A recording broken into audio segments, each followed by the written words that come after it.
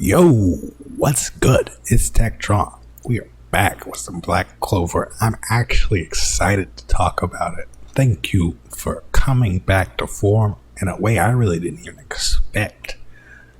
306 Boundary. We've got right where we left off. Spirit of the Urus, firing off his arrow. It blasts straight through Zenon's sternum. Big ass hole. Well, it's not like a huge hole, but it's a nice size hole. He's just like, what speed? Incredible to think it was possible to run through this body. It's just like our tenacity wins this one. And Zenon starts bleeding out. He gets a flashback. And you're probably wait.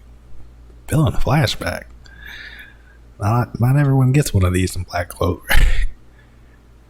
Well, this guy has no personality as opposed to the other two, so I get it. And this really seems like it was more so to lay more questions to the audience and also show you a parallel of what could happen if, say, were to lose Asta after they established they were rivals. And he fell into despair. Couldn't help it. He has this flashback. We're kicking off. And he's like all scruffed up. Vanica, Dante just like, what a loser. Pathetic. And what we thought was a trio of siblings is a quartet. And it's an elder brother to all of them. But this guy is in a wheelchair.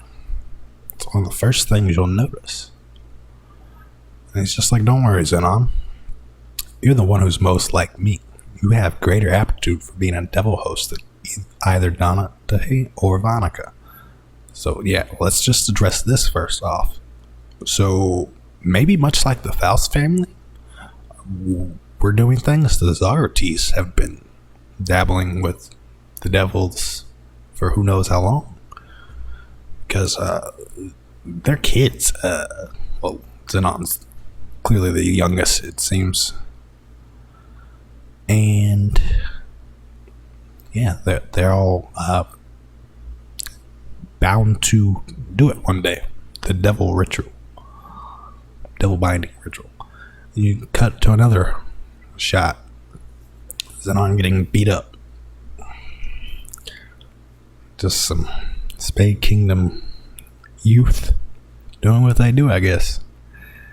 This guy's like, my dad's in the Mage Defense Force, so I'll slay you. He makes fun of his bone magic, shooting out of his body.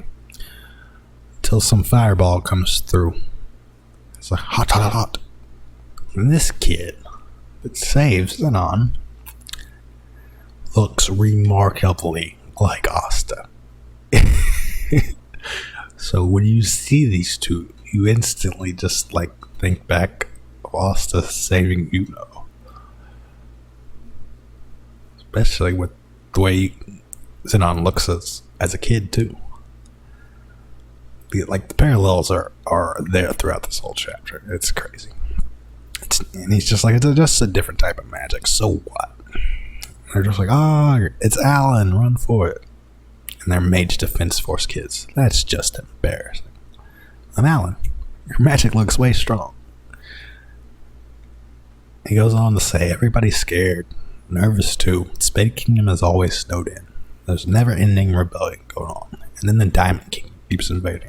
I want to get stronger so I can protect the people who are trembling with fear. I want to light the fire of hope in this frozen land. So, I'm gonna be Commander-in-Chief of the Mage Defense Force. And then Zenon just looks on like, whoa. Me too. I'll be Commander-in-Chief too. Alan just says, I guess that means we're rivals. Let's see which of us becomes Commander-in-Chief. see the two work on their craft as they age. Then after Zenon gets his grimoire, he goes to see his eldest brother, or who I'm thinking is the eldest brother at least now. I'm very sorry. I'm not interested in becoming a devil host. And you cut to Alan and Zenon joining the Mage Defense Force. They join the Division 4. Zenon's hailed as a genius. Much like you know. Alan wasn't really talked up all that much in this particular instance. But they're instantly getting to work. A dungeon has appeared northwest of the town of Lawton. They go to investigate. I'm not losing this time, Zeta. There's no winning or losing on missions. Man, you're always so serious. And these two and their group encounter a devil. It appears to be a mid-ranking devil. Does not have a humanoid form of the high-ranking Supremes, but it's not one of those crazy low levels. It has some human-like features, but it's definitely still beastly looking. And they're just like, unbelievable. The devil was sealed in here? It's insanely strong. If it keeps this up, we'll be wiped out. And Zenon's like, I'm going to defeat that. If I'm going to defeat that, I've got no choice. I'll have to use my ultimate spell and put all my magic behind it. Only it isn't leaving me opens to hit it. And Alan just goes in. I'm going to be Commander-in-Chief of the Mage Defense Force. I can't lose here. He charges in with his flaming sword. Alan! All you'll do is buy time. You'll die. Zenon thinks in his head, this is my only chance. If I fire now, I can kill the devil. Along with Alan. If I don't do it, we'll all die. The damage will spread to the kingdom too. At the very least, the people in the nearby town will die. He looks very conflicted, but he does what he needed to do. Fires off this massive, in comparison to any bone magic we've even seen in the present, this is like a massive spell. The way the bones, it's almost like a tree trunk just ran through Alan. And then after they go through him, they start branching off further. So it gets Alan and the devil. And it's just the words again in his head. Without power, neither emotions nor tenacity mean a thing. The weak should be discarded. Overwhelming power is everything. And he cries. And you cut to him going right back to that same room. He was stood at the doorway with his big brother. He literally just says big brother. ... And the thoughts in his head at this point, if even an ordinary devil had power like that, then goes to the next page. Make me a devil host too.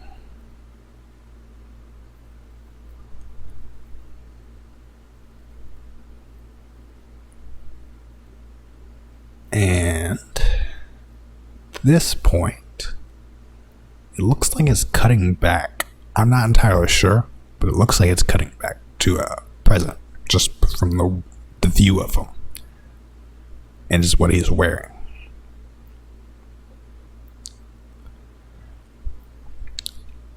And more importantly, the last panel, just to get what I'm saying, what he's wearing there. And he looks up at his devil. And it is who I thought it was. I mean, who else was it going to be? It is Beelzebub. Let's make a deal.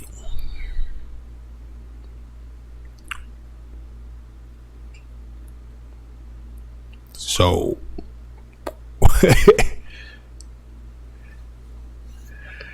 I don't know what this means. I don't know where this is going, but things just got really interesting.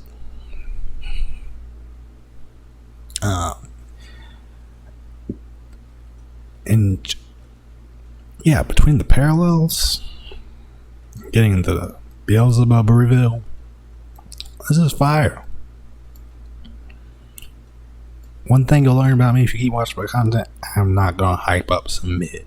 Like the last chapter, that wasn't epic. It wasn't nothing. It was mid at best. maybe I was still and the worst part is I can't even say this because I wasn't even that mad at 304 because I saw that shit coming. But 305 sucked in my opinion.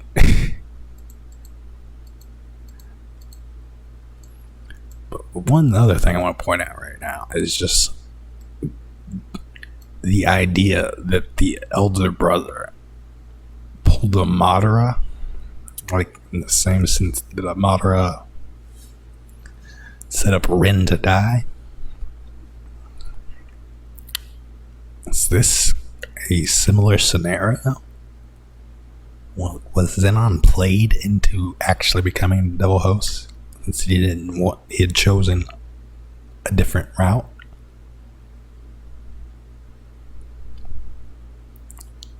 Heck, we can even play this back to the way Zagrid did things 500 years ago. It's in that same vein of just downright dastardly planning and plotting. But yeah, this was great. I love to see it back to the good form. Keep it up, Tabata. Hope he's doing well. Because this was unexpected gas. But yeah, I'm gonna end it there. Don't forget to leave a thumbs up and subscribe for more content. Peace.